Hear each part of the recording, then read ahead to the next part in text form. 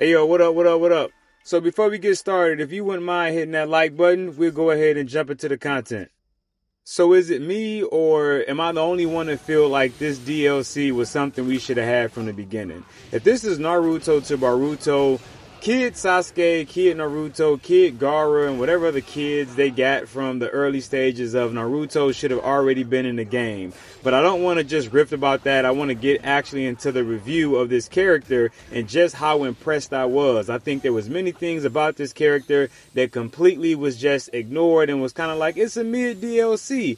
But it's the level of detail that they put into each character that always amazes me. The level of accuracy that we get from Sasuke here is very impressive. Like, we think it's just a regular Chidori, even though we know that it's a curse mark Chidori. That's something that really stands out, right? Because if you hold down the Chidori and you just kind of take a move around of the camera and you get to look at his arm and his face, you'll see the curse mark is actually there. Yeah, I know you can spam the curse, not the curse mark, but the Chidori and things of that sort or whatever it is, but they had to give it some type of buff to make it different than the other Chidoris. Now, me personally, I still use the other Chidori because I blend it with my Rinnegan attack when I make my Sasuke character. I love role playing. I'm not really into the gotta have the best builds and this, that, and the other. I'm a decent player and I play the way that I want to enjoy the game. And by adding Sasuke in there, this is something that definitely enhanced that play for me because they've added things that I've wanted for so long, which is a curse mark, which is a counter Chidori, which is the actual or accurate pose in which he needs, which is I think it's the Dragon Flame style, Dragon Flame Jutsu is the correct name for the fire style move that he had for his second special attack. Fire style, Dragon Flame Jutsu!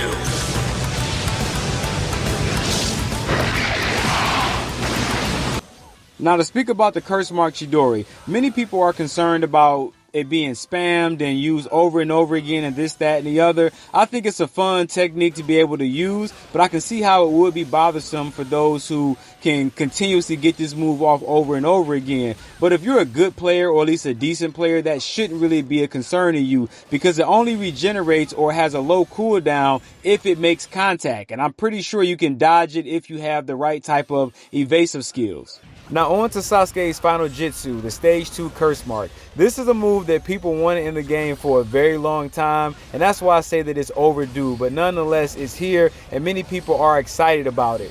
When I first used this Jutsu, I wasn't really impressed. I was like, oh, okay, that's kind of quick. I felt like they kind of shortchanged them and kind of rushed it. It didn't really seem like anything special. Sort of kind of like the adult Sasuke from the Boruto series with his transformation and all of that. I think like they could have put a little bit more into it until I did it again, but I kind of watched it in slow motion. And this right here, ladies and gentlemen, is what I'm talking about. The fan favorite one eye opening of the Sharingan, the dark aura that comes around him, the hair that grows and extends out, the hands that come out as fists first and then expand all the way to a full hand, revealing his face, and Sasuke in his full demon form, pure. This is what I'm talking about. This is what I love to see. I think that their character creation is a lot better detail focused than Sparking Zero. Now that may spark a little bit of a debate here and there, but I'm sorry.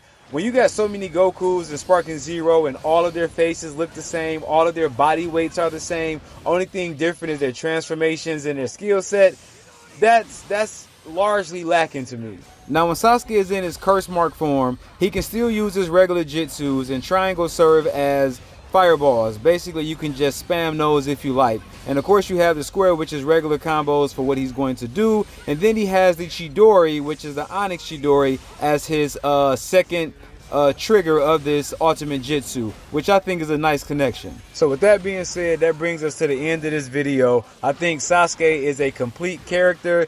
Could some of the moves have been better? Possibly, but I think they did a really good job with this character overall as a whole. And if I had to choose and select, I would say that this Sasuke gets an A+ because he feels just like Sasuke. So that brings us to the end of this video. If you stayed this long, man, consider subscribing to the channel. Don't forget to hit that like button. If you guys think differently or you didn't like Sasuke, you think it was a waste of a DLC, put that down below, man. We can have a respectful debate going back and forth of just opinions and experience playing the game. And with that being said, it's your boy, oh no, not another reviewer, and I'm out.